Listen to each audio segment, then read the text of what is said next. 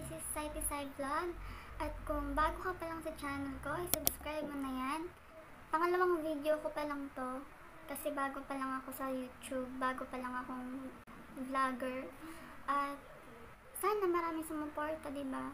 So ayun na nga, gusto ko lang i-share sa inyo yung kilay ko na gagawin ngayon. Kasi isipan ko siyang gawin kasi summer na naman. Tuwing summer kasi ganito yung ginagawa kong kilay. Siguro maraming na nakakaalam nito. Kasi nauso na to dati. Pero gusto ko lang siyang gawin ng video sa mga hindi pa nakakaalam. Gusto ko lang siyang i-share kung paano ko siya ginagawa. At ginagawa ko siya kasi hindi naman kumakati yung dito yung kilay ko. Hindi siya kumakati, hindi ako allergy.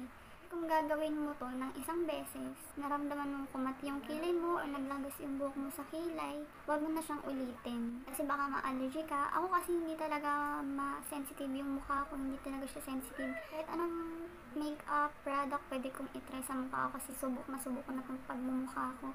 Ewan ko ano bang meron dito.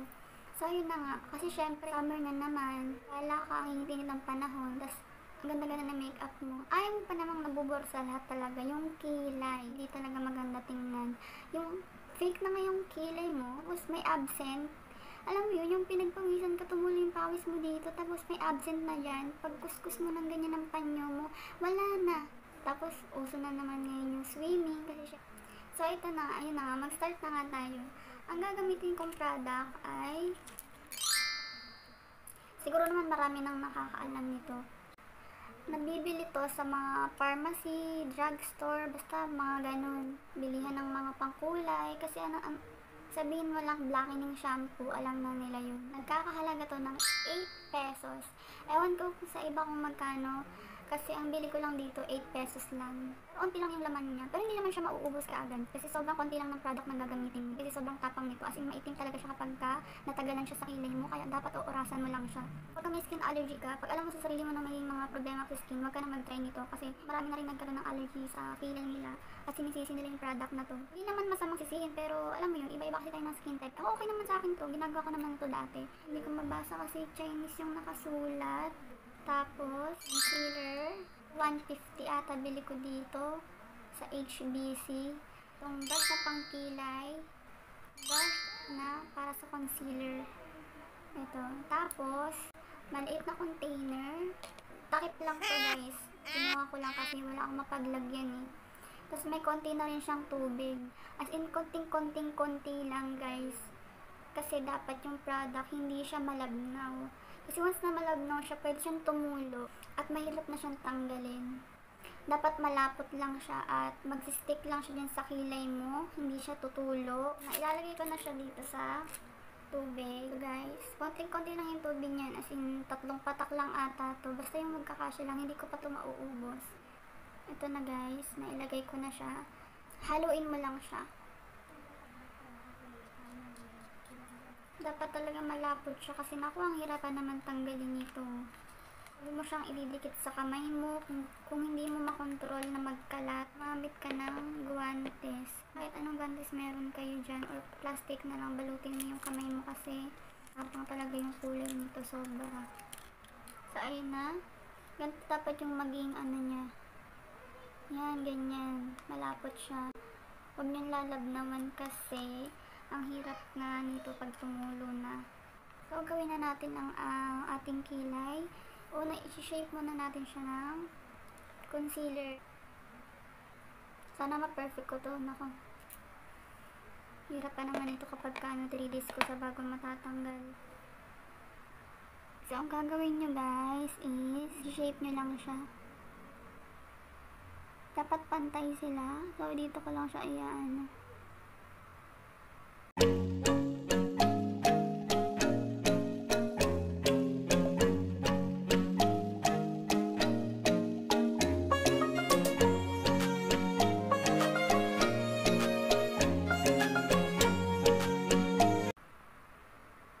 Lalagyan nyo siya ng concealer para in case na tumulo siya.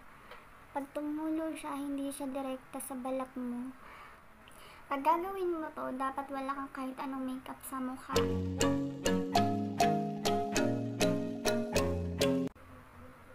Yan, ganyan. Yan. Tapos, idiretso na siya dito. Para at least alam niyo yung pattern kung saan yung dapat nyong lagyan at hindi dapat lagyan.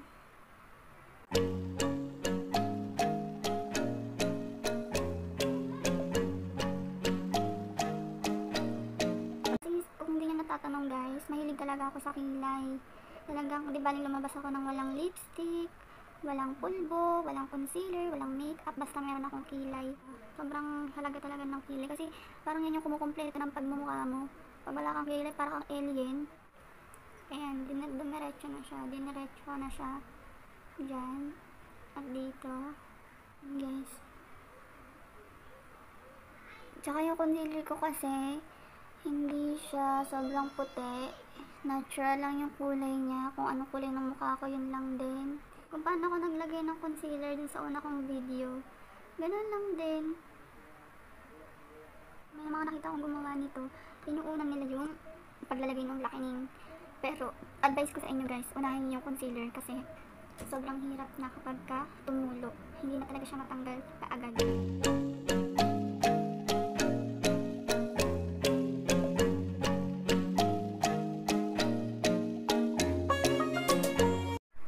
So, ayan kung nakikita nyo, yung concealer, hindi siya masyado makita kasi sobrang natural lang ng kulay ng concealer ko.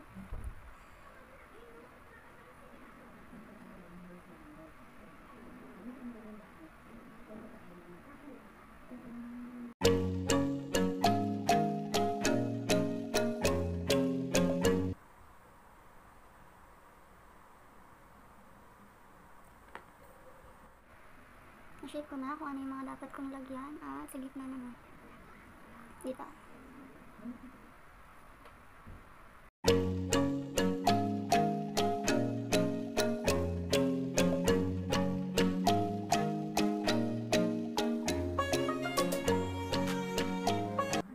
So ayun guys, okay na siya. Kontento na ako dyan.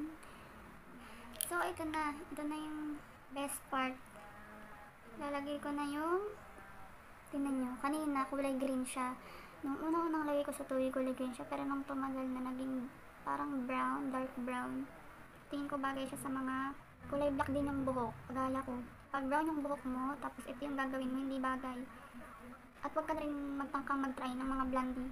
Yung mga pangkulay talaga sa buhok na gagawin sa kilay mo, wag. Sobrang tapang nun. Baka ano lang yung kilay mo, masira lang yan.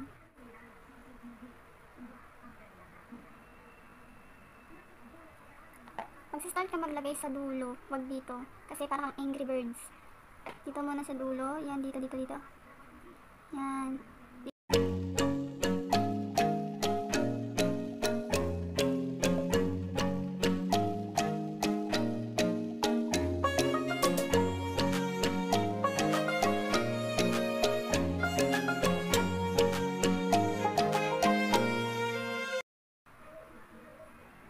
Yan.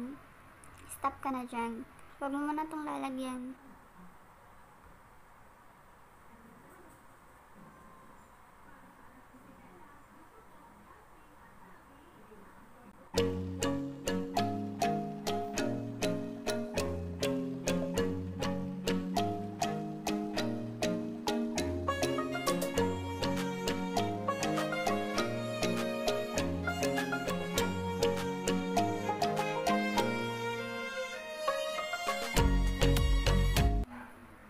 Mamaya natin ito lalagyan guys. Ito dito sa dulo. Mamaya na natin siya lalagyan after minutes. Kasi dapat 10 minutes mo lang siyang ilalagay. Yung iba kasi 15 minutes. Sobrang tagal na nun para sa akin. Ayoko rin naman ng sobrang itim. So, magbabalik ako after 5 minutes. Bye! So, ayun guys. Nagbabalik na nga ako at 5 minutes na nga siya. So, ayun na nga.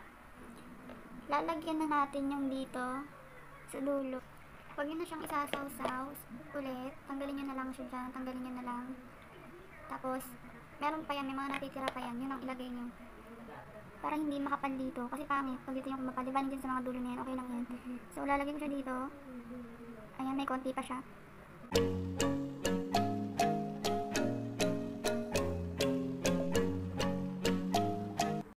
Dito naman sa kabila.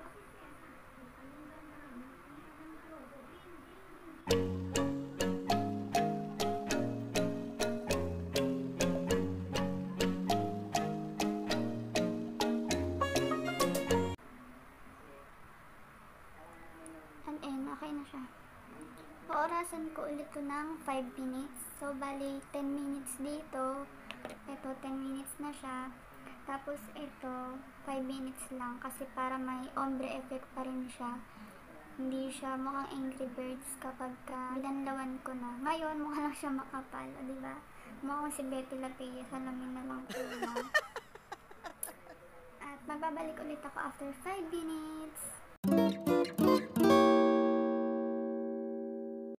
So, ayun guys, tapos ko na siyang orasan, 10 minutes, 5 minutes dito sa dulo, at yung dito banda is 5 minutes lang. Sobrang natural lang ng look. Yan, kahit maghilamos ako, nandun pa din yan. Basta magtatagal yan ng 3 days. Magtatagal siya ng 3 days. So, thank you sa product na to. Tsaka thank you din sa nagpa-uso nito. Ayan, kung gusto nyo siyang gayan, pwede naman. But make sure, maayos ang pagkakalagay at yung oras nyo ay tama. Huwag nyo nang palalagasin ng 10 minutes kasi sobrang kapal na nun. Huwag nyo nang palalagasin ng 15 minutes kasi yung iba 15 minutes eh. Pero depende naman yun sa'yo kung gusto mo ng sobrang kapal na kilay. So, yun lang. Huwag kalimutang i-subscribe yung channel ko at salamat sa pag-click